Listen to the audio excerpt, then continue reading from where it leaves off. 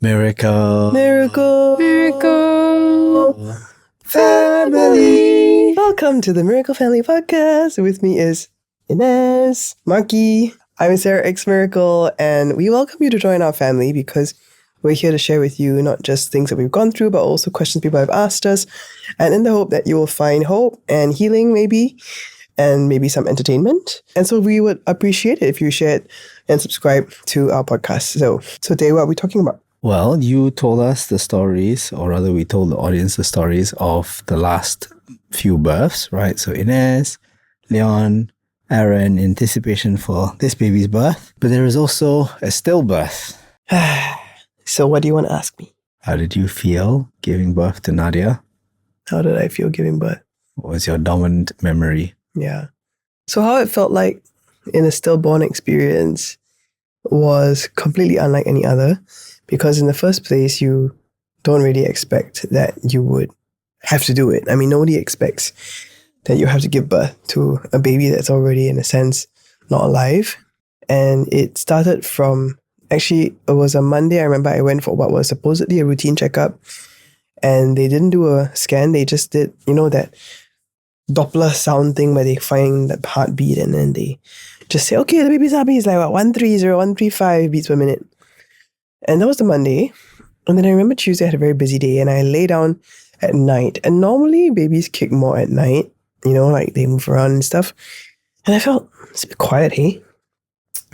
I didn't think about it. I was tired. I went to sleep. And then on the Wednesday, for the whole day, it felt like the baby wasn't really moving at all. Like I had given it like quite a few hours in the day. One of my friends who had a time training to be an obstetrician was like, can you drink some cold water? Can you lie down? See if change position gets the baby to move. Nothing. And so decided to go to the hospital and you have to check it out. So you go to the emergency ward, they bring you to the labor ward. And at the labor ward, the nurse is taking that same Doppler tool thing to find the baby's heartbeat, and there is no sound. Like, you can't find a heartbeat of the baby. And then they're like, okay, maybe the baby is still small. This was 27 weeks. Maybe I cannot find, da da da da. So then she gets the houseman who's on duty, not, our doctor, but whoever it is that's on duty, to try and also do the same thing. Nothing. And I think already by that time, even though we were praying, that miraculously this baby would still be alive, it was quite likely, because I remember on Monday they used that same thing, to figure out the heart, to hear the heartbeat. And when our doctor came, she got the ultrasound machine. Yeah. So they brought a portable ultrasound to scan and look for like the heart, which should be beating. You can actually see the ultrasound. And it wasn't. And so, I mean, we were left with a very grim decision. Do you want to let the baby kind of self-expel? At some point, your body will recognize that the baby is a foreign body that is not alive or something?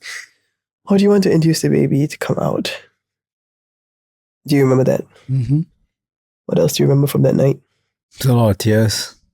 I think you're trying to process the grief that it's not happening anymore, and all your expectation and your hope is kind of like gone. Because we had named her Nadia. It was a girl. And then we had to tell the kids the next morning. Right? I remember I had to explain to Inez and Leon, okay, that mommy and daddy are going to the hospital. We're going to leave you at, grandparents' house, and then we're going to go in, right? So you go in, and then it's more or less the same thing that happened with Inez, except that they put the prostaglandin tablets, and you're just waiting.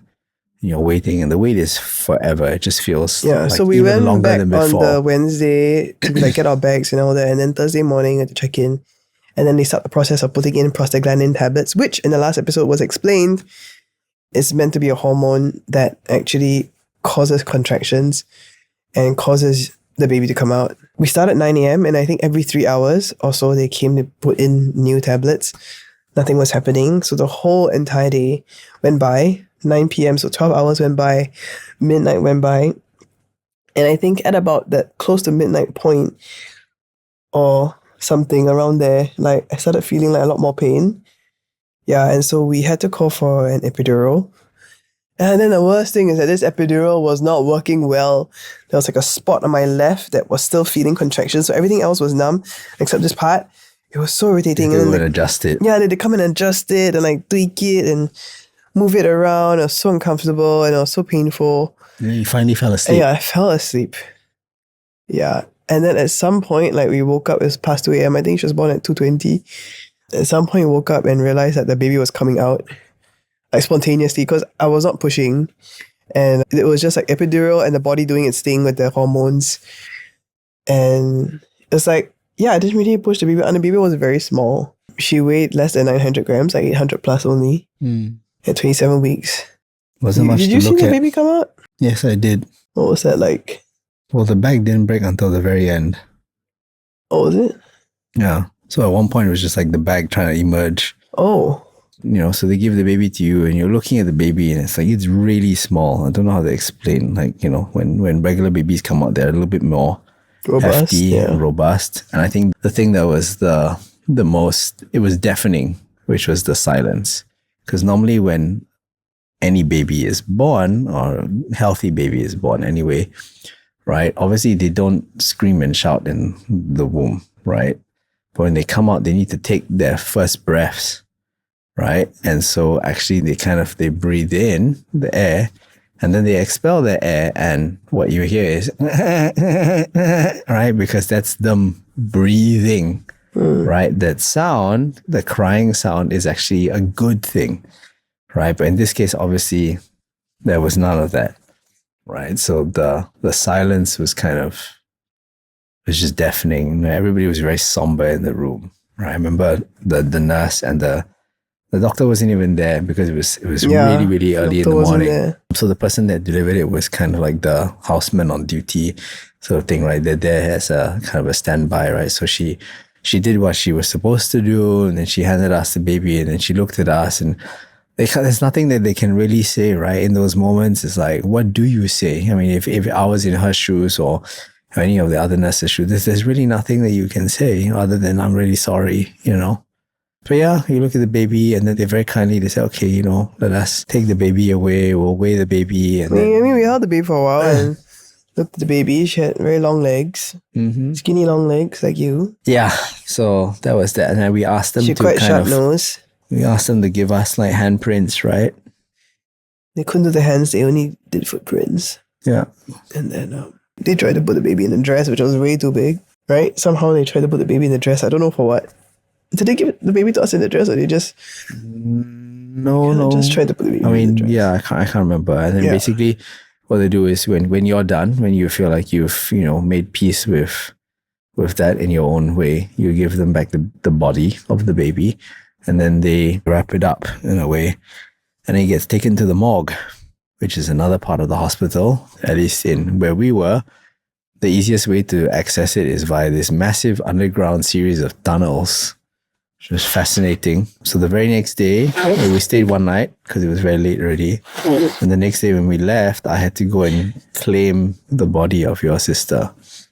I think our family had managed to, we were like researching about, cremation for like babies and things like that. So found this particular funeral parlor that actually did it complimentary for babies and children. It was very kind of them.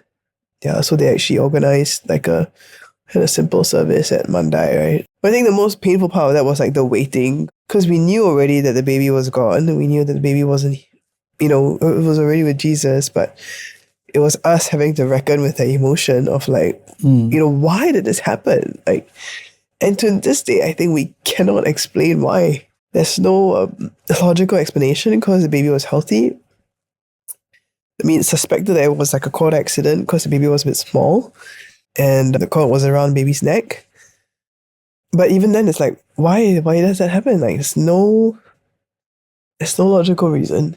Yeah, and I still remember like we were like recording videos to her and trying to say things that we wanted to say. And and I think that even until today, like it's something that we still feel sad about. It's not something that I think you ever 100% get over. I know Ines was crying quite a lot at the cremation as well. How are you feeling? Because I was kind of sick like on the day itself, like I was like, my head kind of hurt and like my body was a bit, and like I was like, okay, I'm not feeling the best, but like I cannot go for the funeral, right? So like after the whole cremation, I was already like damn tired, and I was like kind of sick, and like it was so overwhelming. So I just started crying a lot, and I was like, I couldn't stop, and I was just like, help. And then like I think after that, I went to eat somewhere, right? And then like the place I realized, oh no, I have a fever. And then we went home and I was like, oh no, I'm sick. The next day was like, oh no, you have HFMD. And I was like, Oh my gosh. yeah. The days after that were a blur. I don't really remember. It's like you're trying to just sort of process and make your own way, and it feels like the whole world has stopped, right? Even though things are obviously moving and going on, your world has stopped. And the only thing that kind of kept me going was, okay, I felt like I had to be there for Sarah, and then also had these two children in front of me who were alive. It makes you treasure them all the more. Yeah. That you're like, wow, they're here. They made it. Right. So They're miracles. Do you feel like you understood it when you were like, how old were you? Doesn't. Yeah. Kinda. But like, I don't really think about it that much other than at the cremation itself. So after that, I was just in bed, very sick. So then, like, yeah, I mean, Okay. I remember Leon, like a couple of weeks or months later, he asked us, where's the baby coming? Yeah. We had Kept to asking. explain that the baby wasn't coming. Because he was only 4, and before the baby was born, he was told that he was going to be a big brother, and then he was going to have a sister, baby sister, and then his name was Nadia.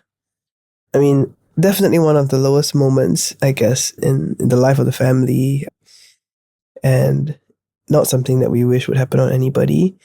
I guess it's one of those things that gives us that kind of weirdly some kind of credibility of sorts to encourage people who've gone through loss, because we have ourselves, and it's not fake. We've gone through something really Painful. difficult, painful, and real. And so many people actually have gone through the same thing, where they've gone through miscarriages, whether it's early or pregnancy losses. So for us, it was a stillborn in the eyes of the government because it was past 27 weeks. And once the baby is recognized as a stillborn, then they get an official birth order. So in the government records, Nadia is number 3. Is that and true? is number 4. Yeah. And so this baby will be number 5. Which means more baby bonus. Are you sure?